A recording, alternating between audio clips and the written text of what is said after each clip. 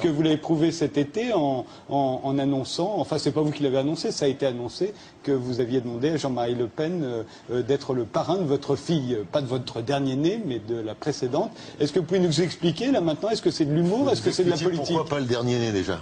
Alors, pourquoi pas le dernier-né s'appelle Judas. Voilà. Mon fils s'appelle Judas. Hein. Je fais ce que je veux. Et c'est mon fils. Donc quand même, j'ai une bonne raison. Ça pensait à lui plus tard. Ben, il y avait Christophe, Judas au tableau. Mais c'était un nom, il y avait plus de pédophiles qui s'appelaient comme ça. Il n'y a pas de pédophile qui s'appelle Judas. Et peut-être que je vais recommencer à choquer certaines personnes. Est-ce que vous regrettez ce sketch? C'est un peu le risque de notre... Ah non, je ne peux pas regretter. Mais regretter de faire ce travail d'humoriste. Il y a parfois des... Hein, est-ce que Muriel Robin regrette quand elle fait un sketch, quand elle présente une femme qui va épouser un noir, ou sa fille va épouser un noir? Est-ce que la cible, c'est la raciste dans ce sketch? C'est pas exactement la même chose? Non, c'est pas exactement la même chose, les données. Peut-être que vous n'avez pas la même sensibilité aussi. Peut-être que le fait qu'on rigole, qu'on puisse acheter des têtes de nègres, par exemple, dans une boulangerie, ça vous dérange peut-être un peu moins. Non, je vais vous expliquer ce qui me dérange pas. Écoutez-moi, je vais vous expliquer. S'il y avait des têtes de connasses dans les boulangeries, est-ce que ça vous choquerait? Écoutez-moi, je vais vous expliquer ce qui me choque moins dans le sketch de Muriel Robin, c'est que...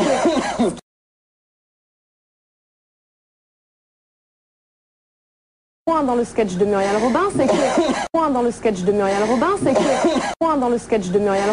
que... Et qui vous a franchement engueulé et que vous avez déçu? Alors là, j'ai eu les cadres. J'ai eu des cadres, c'est Bernard-Henri Lévy qui a appelé au boycott de mon spectacle. Un comique. On a dit les comiques. C'est un intellectuel. C'est un collègue humoriste pour moi.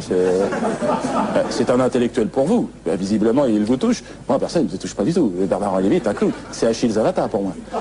Pour moi, non mais c'est vraiment, je pense que ce que je dis. Pour moi, c'est l'arbre à connaissance sculpté avec du caca. Ce qu'il fait, ça n'a aucun sens.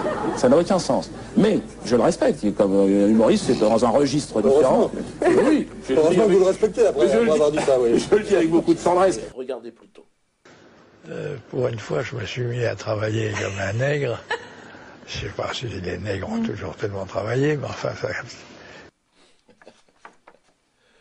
Cette saillie drôlatique n'est pas sans rappeler d'ailleurs celle de ce riche producteur juif, Pascal Bernheim. C'était sur la TSR, une autre chaîne publique en Suisse. Vous allez le voir, souvenez-vous. Je vous ai parlé de cette émission, je vous ai parlé de Dieudonné. Je ne sais pas ce qu'il fait, j'aimerais bien savoir ce qu'il fait. Tout ça est flou, tout ça est ambigu et tout ça a une petite odeur. Je pense qu'il n'est pas assez futé pour exactement manipuler les... C'est un nègre. C'est un nègre. C'est un nègre. Étonnant, non? À une année d'intervalle. Mais revenons à la déclaration de celui que j'appellerais avec humour ce bon vieux sac à merde de Guerlain. Mais l'originalité du discours de cette vieille momie sodomite se situe à la fin de sa déclaration.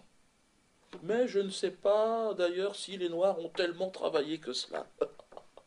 Ce vieux suceur de bourgeois franchit un cap, il entre dans la négation. Il remet en cause la condition de travail de l'esclave et sa pénibilité. Je ne sais pas si ils ont travaillé tant que cela. Je ne sais pas si vous imaginez cette phrase. Cette immonde raclure à l'anus artificiel, je parle évidemment de Guerlain, se permet de réécrire l'histoire sans que cela n'émeuve personne. Imaginez une seconde une telle négation au sujet des chambres à gaz, par exemple. Bon, là, il serait emprisonné, condamné à je ne sais combien d'années de prison, comme notre ami Renoir, qui aujourd'hui est en prison. Guerlain, oui, je pisse sur toi, je pisse sur ta famille et je défèque sur ton nom. Mais je pense que tu as le droit de dire ce que tu as dit. Oui, parce que tu le penses, tu n'as pas menti, Guerlain. Tu nous as livré ta vérité nue et un peu crue. Ce que je trouve insupportable, c'est le silence complice de cette vieille classe politique et des médias aux ordres. Trop occupés en plus en ce moment à nous resservir une énième fois cette indigeste affaire Halimi qui n'intéresse plus personne. Au moment où le procès Saïd Bourarache arrive, lui, personne ne s'intéresse à cela et j'en passe. Le deux poids, deux mesures. Guerlain, ton nom rime avec putain.